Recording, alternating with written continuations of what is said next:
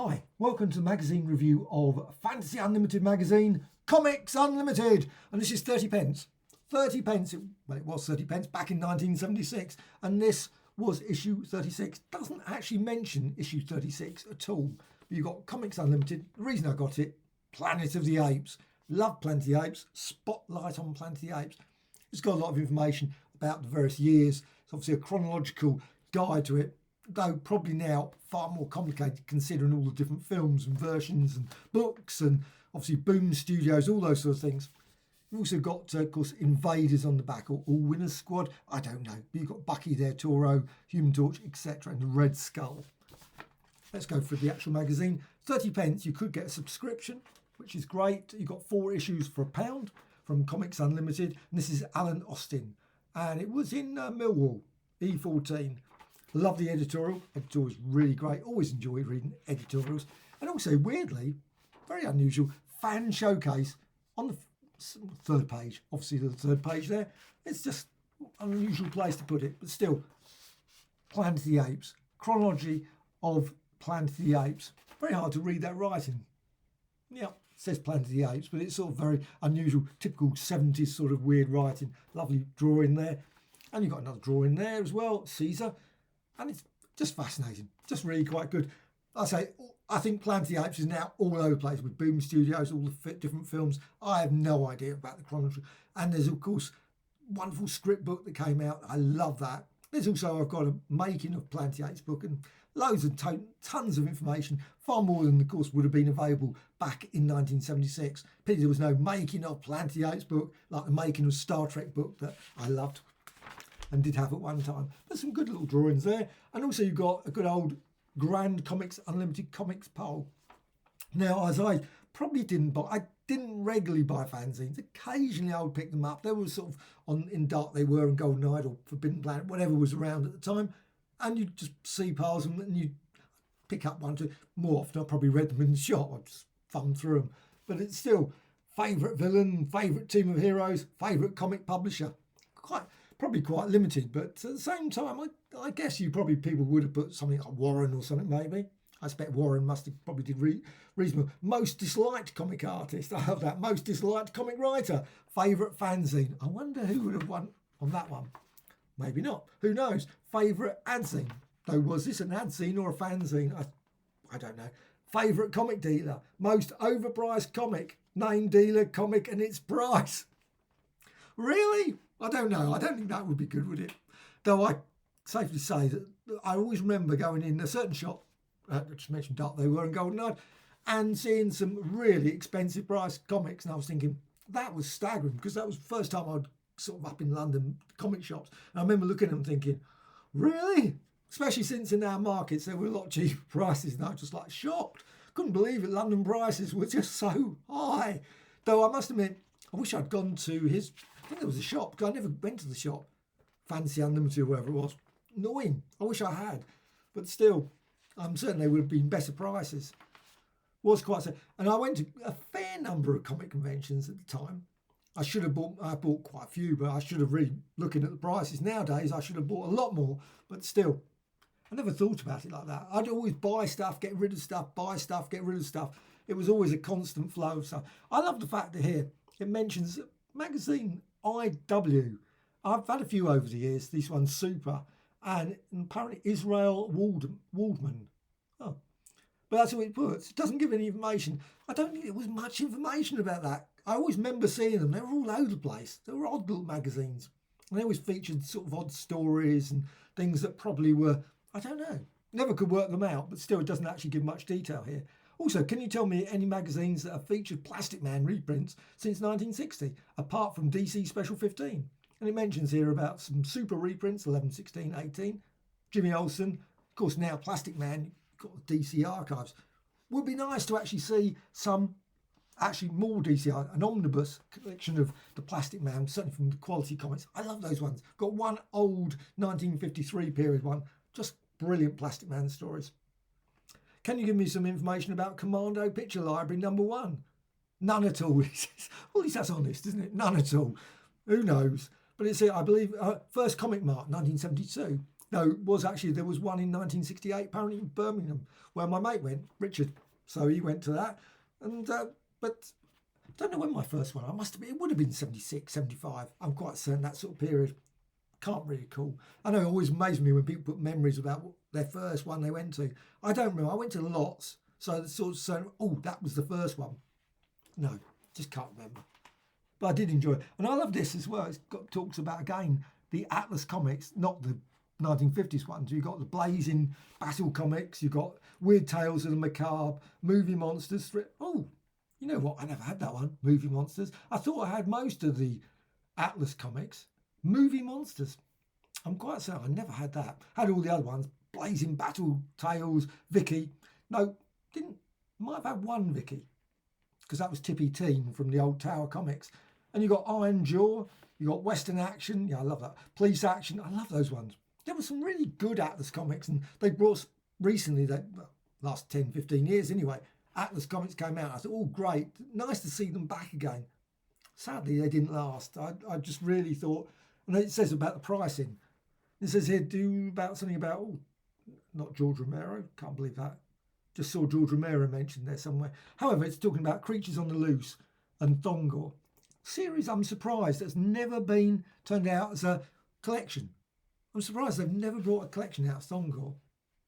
But this one's quite nice. Comics 101, a comic convention. And it mentions about Bob Monkhouse.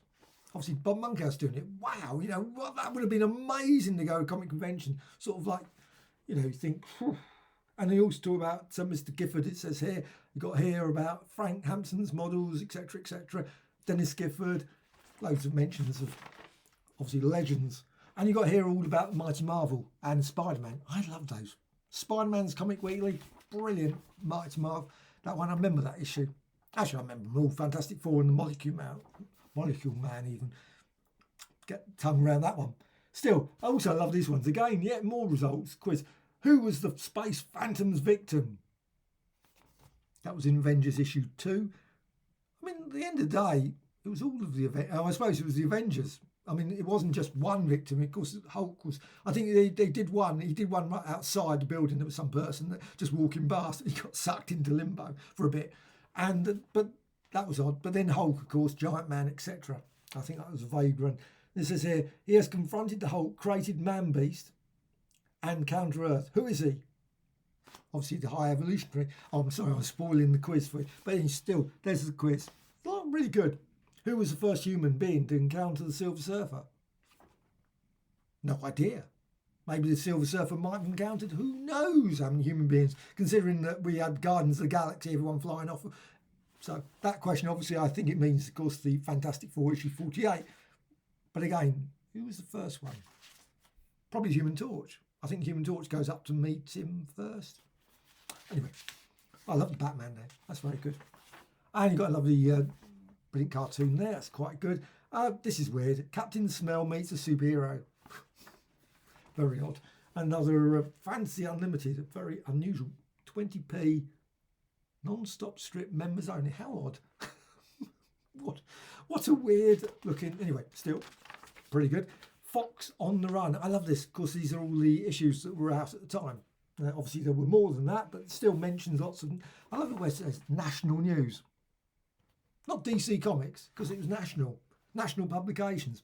I remember it as national publications. I always remember going to shops looking for national comics more than DC Comics. I know they had the DC logo and everything on it, but it was national at the same time. I always thought of it as national. Don't know why. Still, Marvel, of course. I always thought of Marvel as Marvel. Never known what Atlas or Timely Comics were. But I love these ones.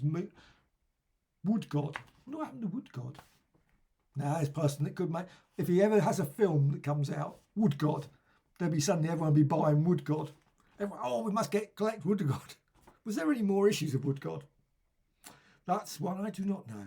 Subby villain Tiger Shark and Black Jack Tar, no less.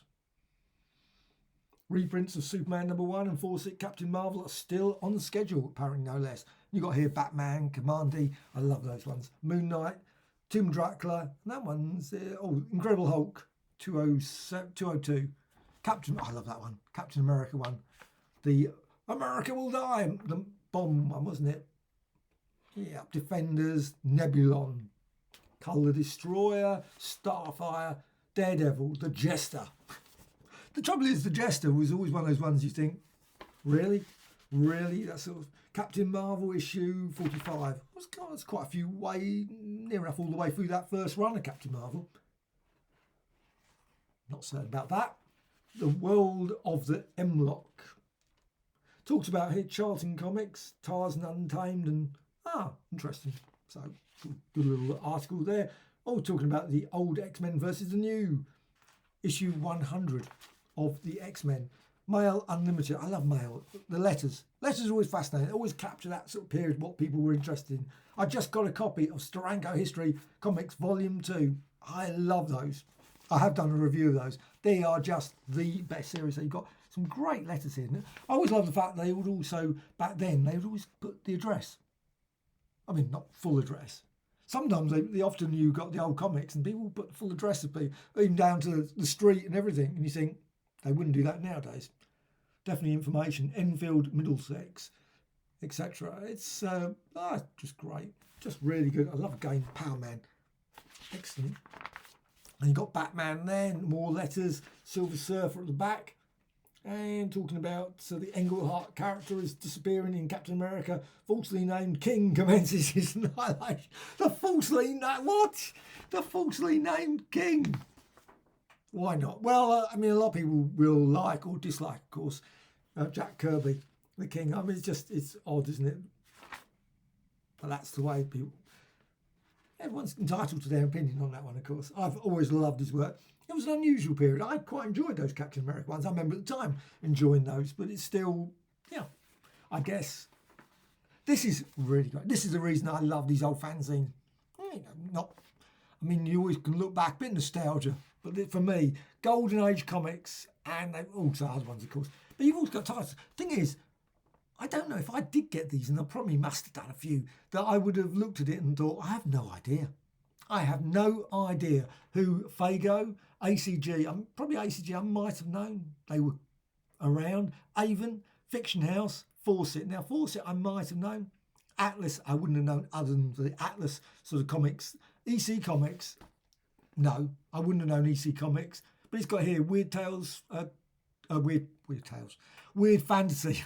I wouldn't have known Weird Tales either. Weird Fantasy there, and you've got number 22. And it says here, piece of back cover missing, £9.50. That was it, but of course, issue 22, good, it says there. And you've got here Bradbury story, of course, that's the reason, probably Bradbury story. Brilliant, the current Bradbury book, I love that. But I love the fact that you've got here, it's got other ones. You've got the first issue of Batman. I mean, I wonder if people would buy this. I mean, people would buy it now. You've got here, Detective Comics, number 27, good, it says there. Good.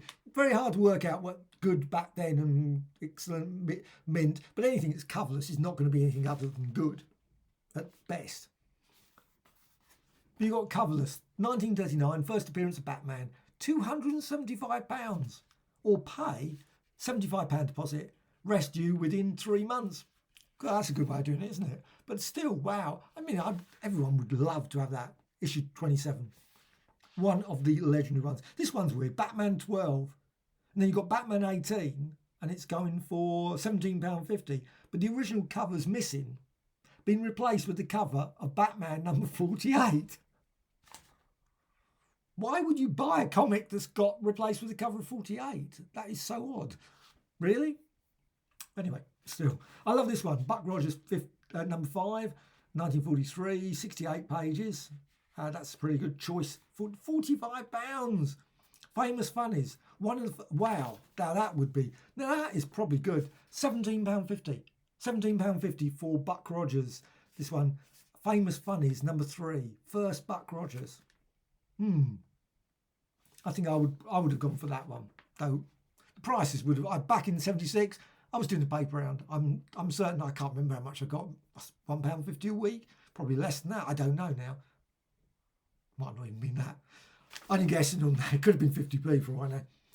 Don't recall. But it's fascinating. Ace, Super Mystery, number 40, 1940. Wow. A nice early golden age superhero comic, like Timely, at a fraction of the price, £15. Actually, the weird thing is, it doesn't have any timely. Not here anyway. There might be some more timely up here, but I can't see any timely ones. You've got here, Frontline Combat, number 7. And this is a beautiful issue, Kurtzman cover, £10. And you've got other ones, EC. I mean, I love, this is the thing I love. You've got here EC ones, Spanish editions. Quite probably hard to get, I would have thought, even now. £1.50. Wow. So you've got those, Hillman, you've got Harvey. Now, of course, Harvey, you're going into more into the 50s and 60s, maybe. Dell, I love these Dell ones as well. Dale Evans, they're like 50p, 1954. Probably, you wouldn't be able to get it now at that price, but still, not maybe much more excessive, relatively. £20, £30? No idea. But still, let's go on to the next page. And this is a great one. He's got here pre-code horror comics. And I love it. Baffling Mysteries number 9. You got here Most Fine or Better, £1 each. That's pretty good. You got Fawcett one, Bob Colt, Fawcett movie comics. And you got here, but this is the thing I love. Love these ones. Comic grab bags. Junk comics. Not as bad as they sound. Mixed selection of Marvels, DCs, etc., etc. State preference, Marvel, DC. Lot of 20 comics for 85p. So you might actually get, Fantastic Four number 1 stuck in there. Just probably not. But it's still, you got here DCs in there, mint, etc., etc. Mystery titles, lot for 20 for £1.25. A lot of 5 1940s and 50s comics, £1.75. British comics, you've got miscellaneous. Canadian comics, 3 funnies, superhero comics, classics illustrated, original artworks. You've got original artwork down the bottom there. And this is thing's always great. Marvel Man 165, cover £5. British reprint ones. So you've got some really obscure, I mean, there are so many obscure British reprint ones. I mean, I've never heard half these titles. Got here Nature Boy, Police Comics, Rex Allen, Robin Hood. I mean, do they turn up now? I think you got here EC reprint. Now that would be collectible. £1, complete EC reprint one. That would be good. Atlas Publications, of course. So the thing is, the weird is you get these ones, and they are more than 15p. But you got here all the Atlas ones, Barbarians, Blazing Battle. I don't know why I just didn't put 15p for all of them, because they are basically all 15p or 10p. So you got all those. Harvey, Skyward. Yeah, I love those Skyward ones. Yearbooks. Probably quite hard to get. Charlton, 8p. So you got a lot of those Charlton ones. They were great. I loved the Charlton comics. They were okay though. East Coast EC reprints, 50p. And let's go on to the back page. You've got Marvel Comics. And there's not actually any real sort of weird standouts in this lot, which is unusual. I've got one that was 1974, and it's got like Hulk number 1. Hulk number 1. And it shows you the prices, how they increased from 1974, when I got one of the old issues, and then to 1976. Because back then, 10p. Hulk number 1, 10p. You couldn't imagine that now. It's like, but it said poor condition, which might have been poor, it might have been average, I don't know. But it's just that it said poor. And you think, oh, for 10p, I would have bought that for 10p. Any day, even back then, if I'd bought this magazine, I would have probably said, oh, Hulk number 1. I'll get that for 10p. Still, but it doesn't go back that far, actually, which is odd, because a lot before this, you could really see that a lot of the ones back in 74 were going back to really early period, sort of Fantastic Four number 3, 4, for relatively reasonable prices, when it was sensible prices. Now it's, of course, insane prices. But you've got here, Astonishing Tales, 19, 21, 22, 26, all 9p. You got Captain America 100. I've noticed there was an eBay sale for that one, and it's going. And this one's 60p. I suspect the eBay one will not be going for 60p. Starango one, 110, 40p. Wow. Creatures on the Loose, 31 to 37, 99p. That wasn't for the whole lot, but that was each. Fantastic Four, 34. Now, I can't remember who was in that one. The Gideon one? The billionaire? Maybe it wasn't 34. Maybe it was Skrulls. Can't remember. Still, 34. One page missing, ad missing, I should say. 30p.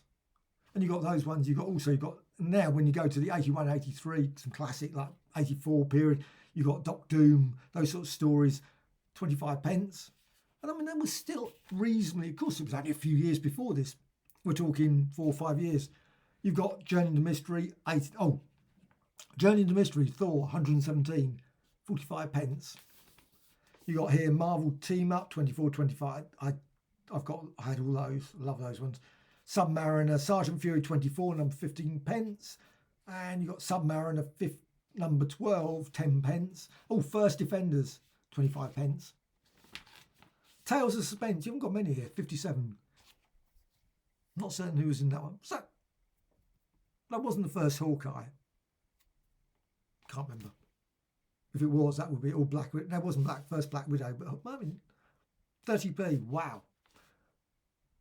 Tales to Astonish, 80, 20 pence, and so on. You've got loads of great issues, and it goes all the way through. And of course, you've got the non-distributed, because that was the thing. Like I said, they're bringing out an omnibus edition of this, The Adventures of the Planet of the Apes, and most of these were probably not readily available, but of course, we got Planet of the Apes weekly. So you had the magazine, you would see the stories, but it's got it there. Adventures of the Planet of the Apes. Got Captain America, 113 with Strango, 60 pence. Iron Man Annual, number 3, 50 pence. Weird, isn't it? Those ones. I suspect that one hasn't gone up as value as much as the Strango one. But you've got these ones where I love those ones, Where Creatures Roam. But of course, now you've got all those stories there can be found in omnibus editions, and they're much more preferable, to be honest, in the omnibus ones. British Marvel ones. Oh, Avengers number 1, 50 pence. That was the Planet of the Apes number 1, 25 pence. Titans number 1, 20 pence. Spider-Man number 1, ooh, £1. That's £1. Ooh, that was quite expensive. I love the little missions at the bottom as well. But also you've got DC, you've got a page. I could go, of course, spend the next hour going through all these ones as well. But they've got tons and tons of great ones. I don't know if anything stands out. Brave and Bold 42, 35 pence. Detective Comic, it's the number issue 327. I think that's a pretty legendary one. That one is 20 pence. So you've got that. Forever People, number issue 2, 25 pence. House of Mystery. I don't know. There's House of Secrets. Now, what's the famous one? Most of the House of Secrets around about 89, 20 pence. I think it was around that period. Bernie Wrightson one. Wonder Woman, 136, 120 pence. Loads of great, loads of them, all about 20 pence. Not all. Strange Sports, I love that one. Supergirl, Superman, Swamp Thing, Trigger Twins. The Trigger Twins, issue 1. That one's lost on me. Marvel Westerns, even the Marvel Western section. I love that. Red Wolf. I think they meant Red Wolf. That was a great one. Issue 1, 35 pence. Ringo Kid, Williamson, 25p. More original artwork from the Golden Age. Wow, pencil sketch of Buck Rogers, £20. Origins of Marvel Comics. I had that one. That was £3, the first volume. Dark Mansion 8. Warren magazines. You've got Blazing Combat, 60 pence for issue 1 and 2. So Warren magazine, Eerie number 2, £2. I've got that one. The Marvel Comics subscriptions, imports. It's just great because you could get obviously all the imports. I never did that. Never, ever, ever thought about getting the thing. It says here, cost for 6 issues, £1.75. Wow. And these are the things I find fascinating. And I've never seen a copy of that. And I would love to see. Someone did send me a picture of, so it definitely does exist, this book. DC Index Volume 1. I would love to get that. I did have this one, the Price Index one, and I've got, of course, the Marvel one. The Marvel Index is one of my favourite all-time, 61, 60, 71 Marvel Index. I got it, got rid of it. I have got it now, finally, and just one of my favourites. I just love that. I would love to get that as well. DC Index Volume 1. And someday, I suspect it's not going to be 40 pence anymore. It says here 40 pence. Volume 2 is due out soon, covering the heroes. Means, second heroic age, etc., etc. Introduction, Flash, over 15 years, etc. All Fantasy Unlimited annual 1975 as well. So just fascinating. And like I say, great cover. I love these ones. Comics Unlimited, love fanzines. This is a real great read, thoroughly enjoyable. My apologies for going on about it because I just think it's great, and I love price lists. absolutely hopeless. But if they brought out a big omnibus edition of price lists, I'd probably buy it. I'd probably go, oh, that'd be interesting. And quite often you go on Facebook and people put up pictures of old price lists, and you can, you know, from like 1962 or 65 or something, and you see them and you think, wow, just amazing just how things have changed. But this is great. Just love these. And if you find a copy, and they do turn up, it's really worth checking out. So Comics Unlimited, 30 pence. Certainly more likely 5 or more, probably. Bye.